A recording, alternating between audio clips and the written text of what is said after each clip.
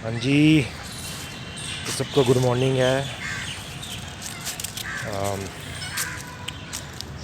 आज कहना ये था कि जो हमारा जो इंटरनेट है वो बहुत ही कमाल की जगह है ना। उसमें दुनिया भर की छोटी बड़ी जितनी भी इंफॉर्मेशन है वो चुटकियों में हमें मिल जाती हैं।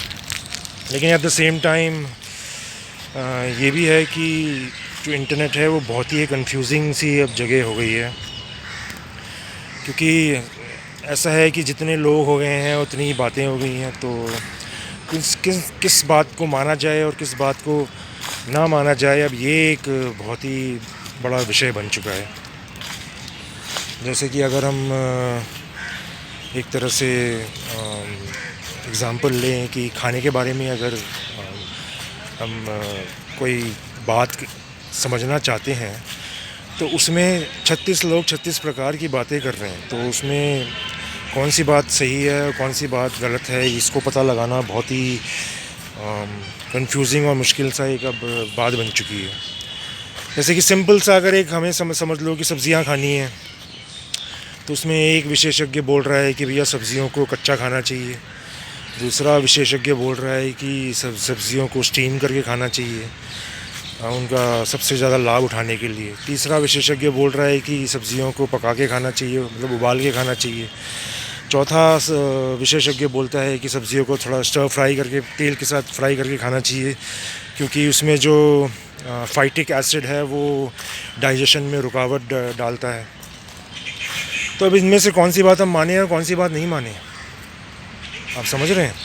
तो मुझे तो यही लगता है कि बेस्ट जो है अपनी जो बॉडी है वो बेस्ट जज होता है इन सब चीज़ों के लिए। मतलब किसी को मेरे ख्याल से कच्ची सब्ज़ियाँ डाइजेस्ट होती होंगी, किसी को पकी हुई सब्ज़ियाँ डाइजेस्ट होती होंगी, किसी को स्टीम वाली सब्ज़ियाँ डाइजेस्ट होती होंगी, किसी को बॉइल्ड सब्ज़ियाँ डाइजेस्ट होती होंगी। तो जैसे जैसे हम खाना खाते हैं वैसे वैसे हमारी बॉडी जो है वो खुद बता देती है कि कौन सी किस प्रकार की खाना हमें हम सूट कर रहा है और किस प्रकार का खाना हमें सूट नहीं कर रहा है। तो मैं तो आपको यही ओपिनियन राय ये सब दूंगा कि खुद ही ट्राई करके देखिए पहले। अगर आपकी बॉडी उसको एक्सेप्ट करती है तो आप उसको खा सकते हैं, और अगर आपकी बॉडी उसको एक्सेप्ट नहीं करती है तो उसको आप नहीं खा सकते। एज सिंपल एज दैट, है ना। तो कंफ्यूज मत होइए। इंटरनेट में इतनी सारी इन्फॉर्मेशन का जो ओशन है, जो समुद्र बन रखा है, उसको देख के आप कंफ्यूज मत होइए और सारी चीज़ों को जो है आप फेस वैल्यू पर मत लीजिए। कोई ज़रूरी नहीं है कि एक जो विशेषज्ञ है, वो जो एक्सपर्ट है, जो बात बता रहा है वो आपके लिए जचेगा ही जचेगा, कोई ज़रूरी नहीं है। तो अपने आँख और कान को खुला रखिए, अपने अवेयरनेस को एकदम पीक में रखिए, और अच्छा खाइए, अच्छा कसरत करिए, खेलिए कूदिए और लाइफ को एंजॉय करिए, है ना। क्योंकि एक ही ज़िंदगी है और ये ज़िंदगी वापस तो नहीं आने वाली। तो जो मन की आशाएं हैं, इच्छाएं हैं, उसको पूरा करिए, लेकिन किसी दूसरे को नुकसान पहुंचाए बिना। ना नेचर को नुकसान पहुंचाएं, ना किसी पक्षी या जानवरों को नुकसान पहुंचाएं, या अपने जो इंसान हैं उनको नुकसान पहुंचाएं। अपनी करने के लिए खुद भी मज़े करिए और दूसरों को भी मज़े करने दीजिए, ठीक है।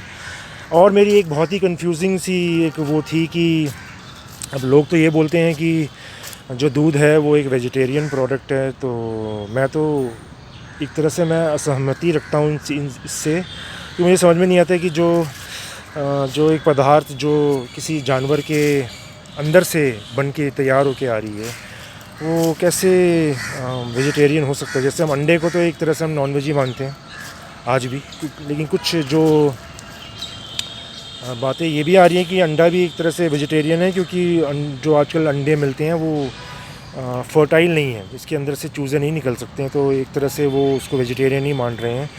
तो अगर किसी को इसके बारे में पता है कि गाय का जो दूध है या भैंस का जो दूध है या बकरी का दूध है या ऊँट का दूध है या गधे का जो दूध है वो वेजिटेरियन कैसे हो गया, है ना।